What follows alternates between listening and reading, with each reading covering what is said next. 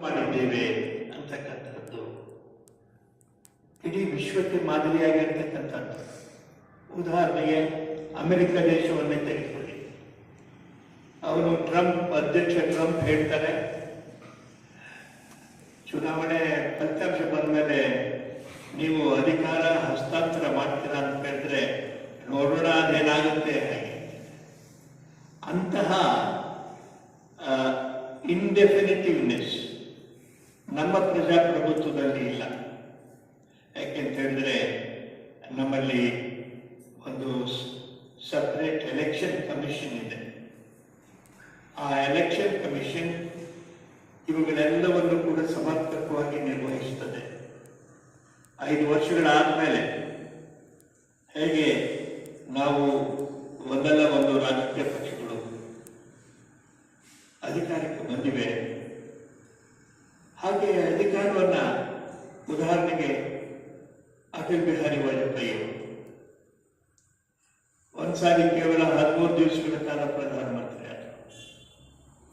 ಮತ್ತೆ ಲೋಕಸಭೆ ಮುಂದೆ ಹೋದರು, ಅವರು ಯಶಸ್ವಿ ಆಗಲಿಲ್ಲ.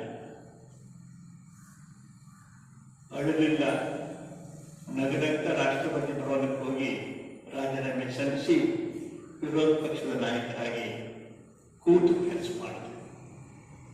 ಇದು ಈ ಭಾರತೀಯ ಪರಂಪರೆಯಲ್ಲಿ ಹಾಸು ಹೊಕ್ಕಾಗಿ ಬೆಳೆದಿರ್ತಕ್ಕಂಥ ಒಂದು ಡಿಟ್ಯಾಚ್ಮೆಂಟ್. ಆ ಡಿಟ್ಯಾಚ್ಮೆಂಟ್ ನಮ್ಮ ಹಿಂದೂ ಧರ್ಮದಲ್ಲಿ ಎದ್ದು ಕಾಡ್ತಕ್ಕಂಥ ಒಂದು ಅಂಶ. ಅಂದರೆ ಯಾವುದಕ್ಕೂ ನಾವು ಅಂಟಿಕೊಂಡು ಇರಬಾರ್ದು. ಅಧಿಕಾರ ಬರ್ತದೆ, ಅಧಿಕಾರ ಹೋಗ್ತದೆ. ಆದರೆ ನಮ್ಮ ಮನೋಸ್ಥಿತಿ ಯಾವ ರೀತಿ ಇರಬೇಕು ಅಂತ ಹೇಳಿದ್ರೆ, ಅಧಿಕಾರಕ್ಕಾಗಿಯೇ ನಾವು ಹುಟ್ಟಲಿಲ್ಲ. ಈ ಕಾರಣ ನಮ್ಮ ಸ್ನೇಹಿತರು ಹೇಳಿದ ಹಾಗೆ ದೇಶಕ್ಕೋಸ್ಕರ ನಾವು ಎಷ್ಟು ಕಾಲವನ್ನ ನಿಯೋಜಿಸಿದ್ದೇವೆ. I think that is a wonderful point you made. ನಮ್ಮ ಹೆಂಡತಿ ಮಕ್ಕಳಿಗೆ ನಾವು ಕಾಲ ವಿನಿಯೋಗ, ನಮಗೋಸ್ಕರ ನಾವು ಯೋಗಾಭ್ಯಾಸನೋ ಪ್ರಾಣಾಯಾಮನೋ ಮಾಡಲಿಕ್ಕೆ ನಾವು ವಿನಿಯೋಗ ಮಾಡ್ತೀವಿ. ಆದರೆ ದೇಶವೇ ದೇವರು ಹಾಗೆ ಅಂತೇಳಿ ನಂಬಿರ್ತಕ್ಕಂಥ ನಾವು ದೇಶಕ್ಕೋಸ್ಕರ ಎಷ್ಟು ಕಾಲವನ್ನ ನಾವು ನಿಯೋಜಿಸ್ತಾ ಇದ್ದೇವೆ ಅಂತಕ್ಕಂಥ ಪ್ರಶ್ನೆಯನ್ನ ಪ್ರತಿಯೊಬ್ಬನು, ಹಿಂದೂ ಆಗಲಿ, ಮುಸಲ್ಮಾನ್ ಆಗಲಿ, ಕ್ರಿಶ್ಚಿಯನ್ ಆಗಲಿ, ಬೌದ್ಧರಾಗಲಿ, ಜೈನರಾಗಲಿ, ತನಗೆ ತಾನೇ ಹಾಕಿಕೊಳ್ಬೇಕು. ಎಲ್ಲಿವರೆಗೆ ಅವರು ಈ ದೇಶದಲ್ಲಿರ್ತಾರೆ ಅಲ್ಲಿವರೆಗೂ ಅವರು ಈ ದೇಶದ ಸಮಗ್ರತೆಯನ್ನು ಕಾಪಾಡ್ತಕ್ಕಂಥ ಷರತ್ತಿಗೆ ಒಳಪಟ್ಟಿರ್ತಕ್ಕಂಥವು.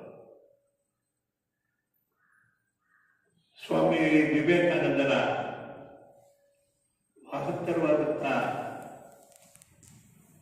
ಉಪದೇಶಗಳಲ್ಲಿ ಒಂದು ನಮ್ಮ ದೇಶದ ಎಜುಕೇಶನಲ್ ಸಿಸ್ಟಮ್ ಬದಲಾವಣೆ ಆಗಬೇಕು. We need A man making educational system ಅಂತ ಹೇಳ್ತೀವಿ. ಯಾಕೆಂದ್ರೆ ನಮ್ಮ ವಿದ್ಯಾಭ್ಯಾಸ ಪದ್ಧತಿ ಆಂಗ್ಲ ವಿದ್ಯಾಭ್ಯಾಸ ಪದ್ಧತಿಯ ಒಂದು ಫೌಂಡೇಶನ್ ಮೇಲೆ ಇವತ್ತಿಗೂ ಕೂಡ ನಡೀತಾ ಇದೆ. ಸಮಗ್ರವಾದಂಥ ಸುಧಾರಣೆಯನ್ನು ಮಾಡಲಿಕ್ಕೆ ಇನ್ನೂ ಸಾಧ್ಯವಾಗಿಲ್ಲ. ಭಾರತ ಸರ್ಕಾರ ಈ ದುರದೃಷ್ಟಕರವಾಗಿ ಈ ಎಜುಕೇಶನ್ ಒಂದು ಸ್ಟೇಟ್ ಸಬ್ಜೆಕ್ಟ್, ಅದರಲ್ಲಿ ಭಾರತ ಸರ್ಕಾರ ಅತಿಶಯವಾಗಿ ಹಸ್ತಕ್ಷೇಪ ಮಾಡಲಿಕ್ಕೆ ಸಾಧ್ಯ ಆಗಲಿಲ್ಲ.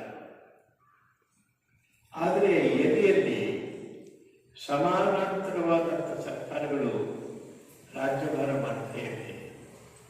ಅಲ್ಲಿ ಅವರುಗಳೇ ಒಟ್ಟುಗೂಡಿ ಒಂದು ಎಜುಕೇಶನ್ ಸಿಸ್ಟಮ್ ಒಂದನ್ನು ದೇಶಕ್ಕೆ ಕೊಡಬೇಕಾಗಿರ್ತಕ್ಕಂಥ ಅಗತ್ಯತೆ ಬಹಳ ಮಟ್ಟಿಗೆ ಇದೆ. ಈ ದಿಶೆಯಲ್ಲಿ ಲಕ್ಷಾಂತರ ರಾಷ್ಟ್ರೀಯ ಸ್ವಯಂ ಸೇವಕರ ಕೊಡುಗೆಯೂ ಕೂಡ ಬಹಳ ಪ್ರಾಮುಖ್ಯ. ಭಾಷಣದಲ್ಲಿ ಹೇಳಿದರು, ಕೆಲವರು 2 ಗಂಟೆ, ಕೆಲವರು ತಮ್ಮ ಜೀವನವನ್ನೇ ಈ ಒಂದು ಸಿದ್ಧಾಂತಕ್ಕೆ ಅರ್ಪಣೆ ಮಾಡಿಕೊಂಡಿದ್ದಾರೆ. ನಾನು ಬರುವಾಗ ಒಬ್ಬರು ಇಂಜಿನಿಯರಿಂಗ್ ಗ್ರಾಜುಯೇಟ್ನ ಪರಿಚಯ ಮಾಡಿಬಿಟ್ಟು, ಅವರು ಇಂಡಸ್ಟ್ರಿಯಲ್ ಇಂಜಿನಿಯರಿಂಗ್ ಮತ್ತು ಮೆಕ್ಯಾನಿಕಲ್ ಇಂಜಿನಿಯರಿಂಗ್, ಆದರೆ ತಮ್ಮನ್ನು ತಾವೇ ರಾಷ್ಟ್ರೀಯ ಸ್ವಯಂ ಸೇವಕ ಸಂಘಕ್ಕೆ ಅರ್ಪಿಸಿಕೊಂಡಿದ್ದಾರೆ.